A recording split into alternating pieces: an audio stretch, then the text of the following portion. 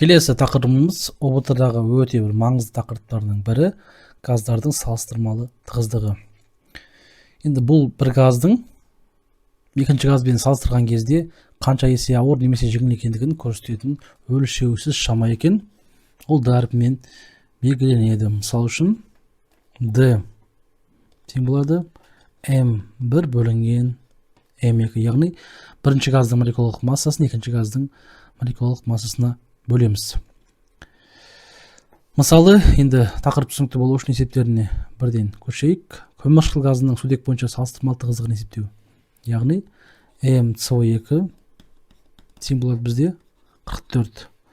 Ал MH2 тең болады бізде 2. Өйткені сутектің екеуі бар. Ары қарай D-ны табу үшін көмірқышқыл газының сутек бойынша деп тұр. Яғни бойынша деген болса, ол астында болады. Ал көмірқышқыл газ сонда үстінде болады. Сол кезде көмірқышқыл газын сутектің молекулалық массасына бөлетін болсақ, бізде 22 шығады. Яғни көмірқышқыл газы сутек газынан қарағанда 22 есе тығызырақ немесе 22 есе ауыр деген сөз. Келесі есеп көмірқышқыл газының ауа бойынша салыстырмалы тығыздығы дейді. Енді М көмірқышқыл газы ол тең болады 44, М ауа тең болады 29. Сол кезде D тең болады, не істейміз? Ауа бойынша деп айтса, ауаға бөлеміз. 44-ті бөлеміз 29-ға. Сол кезде жауабы 1,517 шығады екен. Келесі есепте көлемі 1 литр газдың массасы 1,429 грамм. Бұл газдың салыстырмалы молекулалық массасын және сутекпен салыстырғандағы тығыздығын табыңыз дейді. Яғни біз газдың молекулалық массасын табу үшін оның тығыздығын көбейтеміз қалыпты жағдайға. Сол кезде тығыздығы әрине 1,429 грамм бөлінген литр, яғни массасын көбейтеміз қалыпты жағдайға. 22,4 литр бөлінген моль. Сол кезде бізде литр мен литр қысқарып 1,429 көбейтілген 22,4 тең болады 32 грамм бөлінген моль шығады екен. Енді бұл газдың молекулалық массасы 32 болатын болса, сутекпен салыстырғандағы тығыздығын табу үшін D тең болады, не істейміз? 32-ні бөлеміз 2-ге. Өйткені сутегіміз 2-ге тең, сол кезде 16 шығады. Яғни 16 есе ауыр болады.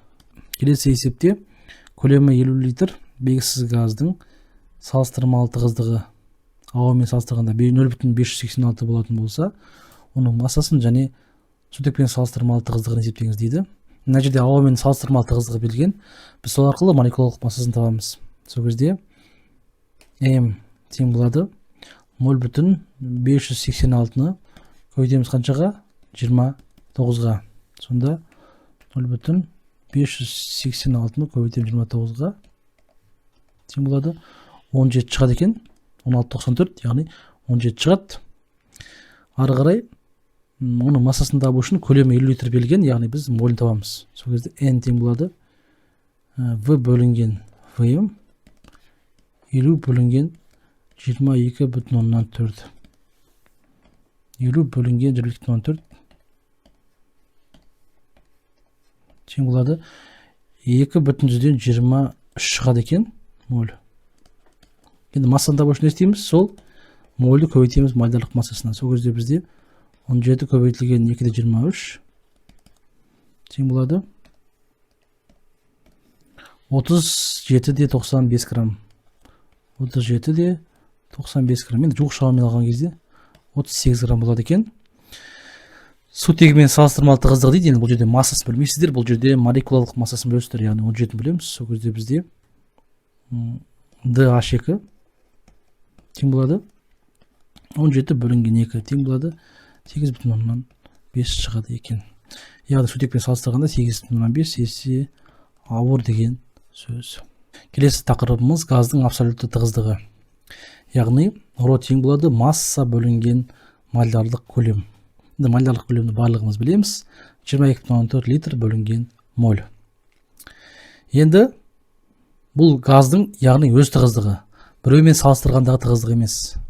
Төмендегі мысалды қарастыратын болсақ, оттегінің қалыпты жағдайдағы тығыздығын есептеу. Яғни рон табу үшін не істейміз? Оттегінің 32 грамм бөлінген моль молярлық массасын бөлеміз қалыпты жағдайға. Сонда моль мен моль қысқаратыдағы 32 бөлінген 22,4 тең болады 1,43 грамм бөлінген литр қалады. Яғни бұл деген сөз оттегінің 1 литр оттегі сенде 1,43 грамм деген мағынаны білдіреді.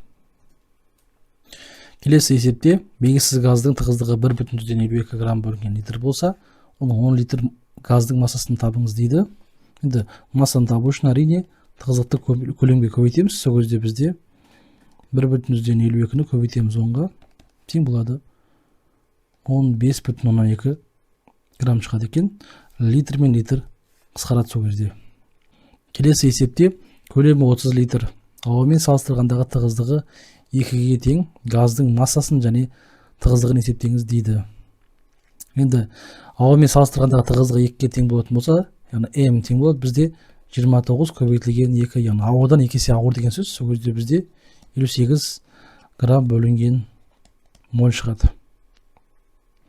Ары қарай көлемі 30 литр болатын болса, оның біз зат мөлшерін табамыз. Сол кезде N тең болады 30 бөлінген 22,4.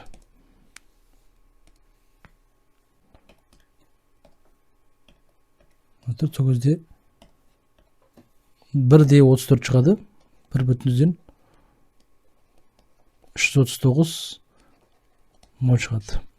Ары қарай массасын табу үшін масса тең болады М көбейтілген N, сонда 58 көбейтілген 1,339 тең болады 77-де 67 жуық, шамамен 77,7 грамм шығады. Ал тығыздығын есептеу үшін не істейміз? Тығыздығын есептеу үшін сол молярлық массасын бөлеміз қалыпты жағдайға. Сол кезде бізде алатын болсақ, ро тең болады 58 бөлінген 22,4 тең болады 2-де 59 шығады екен. Келесі маңызды тақырыптардың бірі көлемді қатынастар заңы. Бұл заңның авторы бізде ағылшын ғалымдары Гей Люссак екен. Енді бұл заңды сіз білсеңіз, газ қатысында жүретін реакцияларды, есептерді тез шығаратын боласыз. Соған негізделген. Сонымен қатар өте маңызды нәрсе, реакцияға түсетін және реакция нәтижесінде түзілетін газдардың қатынастары, көлемді қатынастары бізде бүтін сан қатынасындай болады екен. Енді оны қазір есептер шығарған кезде дәлелдеп көрсетеміз. А деңгейлі есеп берілген метан қосылған оттегі, яғни метанның жануы нәтижесінде бізде көміршыл газ мен су бөлінеді. Енді реакциясын жазатын болсақ, метан қосылған оттегі тең болады СО2 менен су. Алдына 2 қоямыз, алдына 2 қоямыз. Енді барлығы газ күйінде тұр. Сол кезде біздің метанның көлемі 10 литр болатын болса, алдындағы коэффициент бізде 1 болатын болса, оттегінің алдындағы коэффициент бізде 2 болса, онда сол метанды жағуға жұмсалатын оттегінің көлемі бізде екен 20 литр болады екен. Себебі 1, 2, 10, 20. 2 есе көбейіп отыр.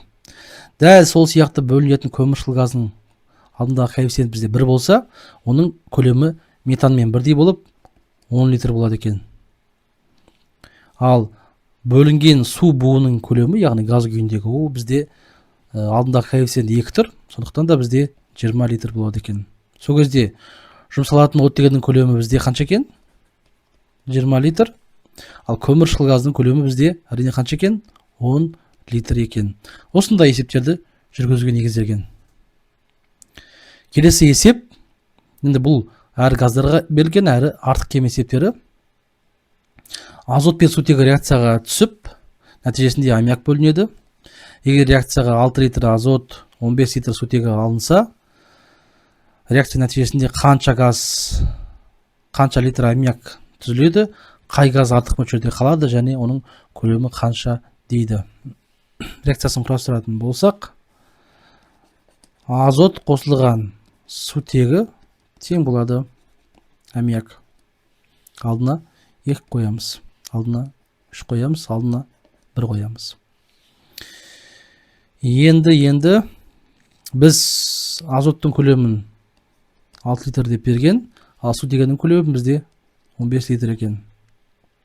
Екі газдың да көлемі берілген.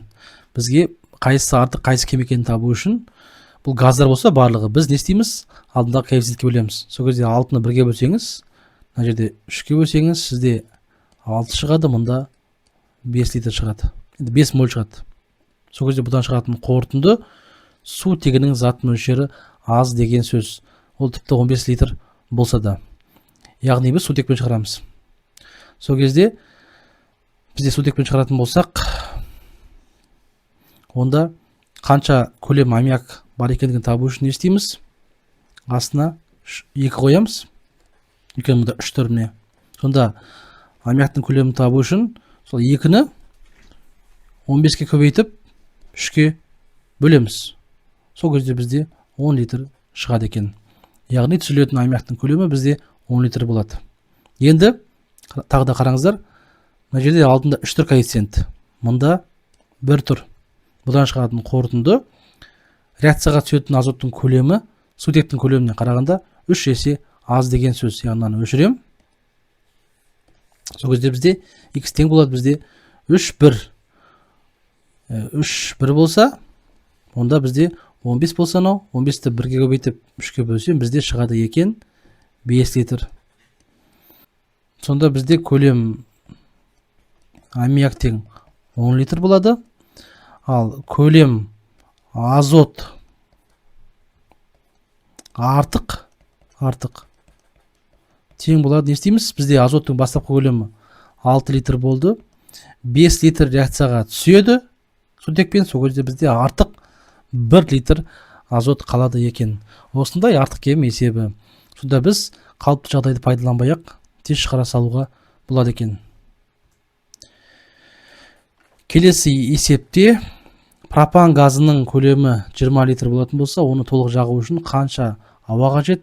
Ауаның құрамындағы оттегіні 20% деп алыңыз дейді. Пропанның формуласы берілген. Енді оны бірге жағайық. С3H8 қосылған O2 тең болады CO2 менен су. Теңестіру үшін алдына 3 қоямыз, алдына 4 қоямыз. Сонда бізде 6, 10, алдына 5 қоямыз. Алдындағы коэффициент бізде 1. Енді 1-ді әдейі жазып отырмын, түсінікті болу үшін. Енді қараңыздар. Бізде пропанның көлемі 20 литр болатын болса, мынау бізде 1 болатын болса, 5 болса, оттегіміз.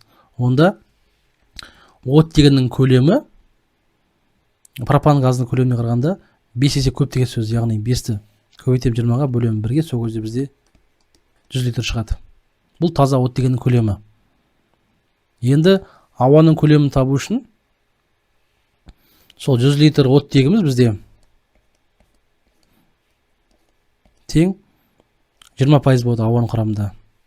Ал ауамыз бізде 100%. Сонда x табу үшін x тең болады. 100-ді 100-ге көбейтіп 20-ға бөлсем, тең болады бізде 500 литр шығады екен. Яғни 500 литр ауа қажет екен. Осындай есеп. Сонымен мен сіздерге көлемді қатынастар заңға түсінікті болды деген үміттемін. Енді бұл жерде басты ескеретін нәрсе реакцияға түсетін заттардың барлығы да газ күйінде болуы маңызды. Егер біреу қатты зат, біреу газ болса, ол есептеуге келмейді.